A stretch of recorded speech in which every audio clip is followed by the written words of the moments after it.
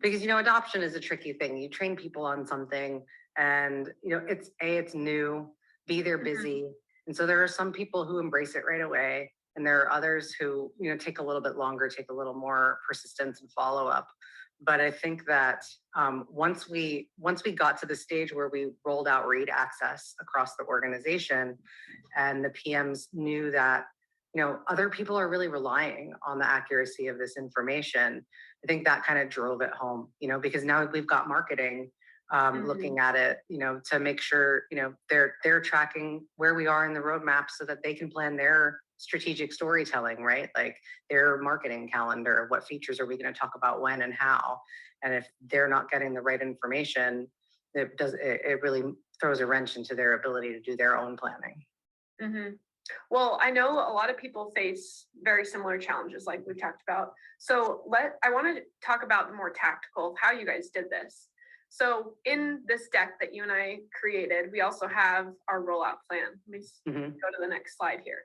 So walk me through how you did this. How did you get the PMs to buy into this and adopt? I know you mentioned the accountability, but walk us through what that looked like.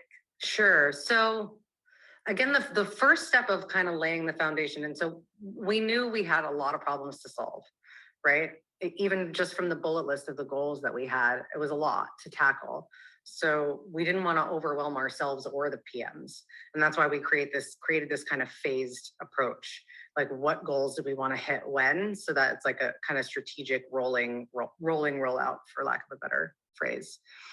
So the first up was just creating the visibility and getting everything into Jira, from Jira into Dragonboat. So the first thing I did was work with product leadership to look at and define and make sure we had the right OKRs and product objectives entered, and then the rest of the portfolio data. How did we want to use categories, quarters, phases, stages, and all the available data in Dragonboat, and kind of creating this terminology alignment between how we were going to define those things as it relates to Tealium. And along the way, I started documenting that and creating like a help guide space in Confluence. And I focused on terminology alignment and then kind of what the major features and workflows that the PMs would need to become familiar with off the bat, so that it could narrow their focus on like, don't get overwhelmed by everything this tool can do. Look at these things that we're asking you to focus on, what this, like using this tool for right now. And that included screenshots with, descriptions, as well as some screencast videos of here's how you update status. Here's how you can create and save your own views, all of that kind of thing. And then prior to doing the kickoff, my team helped me import everything into Dragonboat from Jira on their behalf for the product managers, so that they could come in and sort of see the basic way we wanted everything organized and not have to worry about that lifting.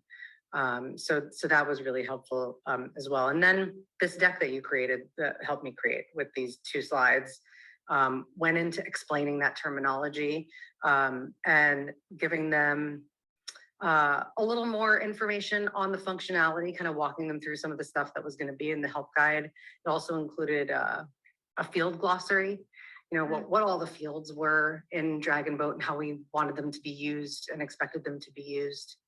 And then some kind of quick tips for, how PMs could incorporate Dragonboat into their day-to-day to make their lives easier. So that was like the initial push rollout.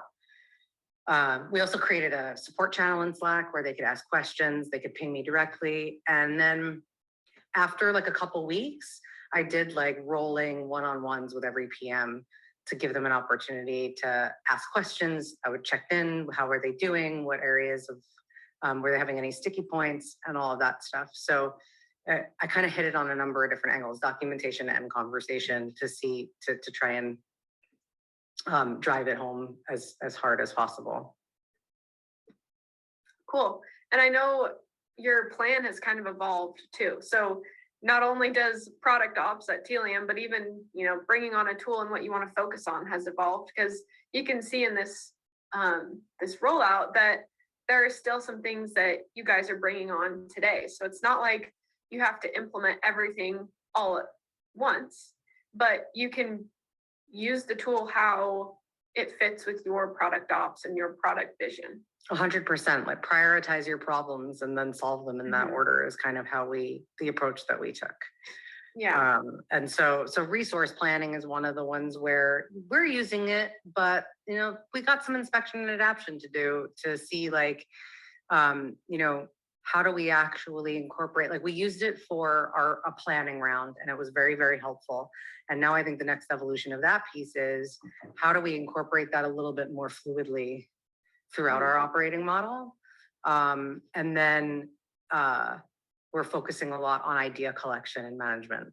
So we just went through requirements gathering and a capabilities assessment, and we're now compiling some workflows for how we want to see things go through the system from the feedback originating to the idea management.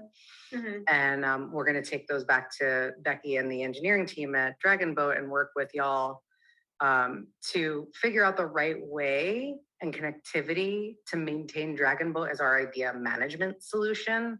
So it's still that source of truth, but plugging into and importing feedback from all these different outside sources and channels that the feedback originates from. So PMs still living and breathing in Dragonboat without having to worry about ideas being scattered because it centralizes it for them and gives them the ability to filter it and organize it and all of that stuff.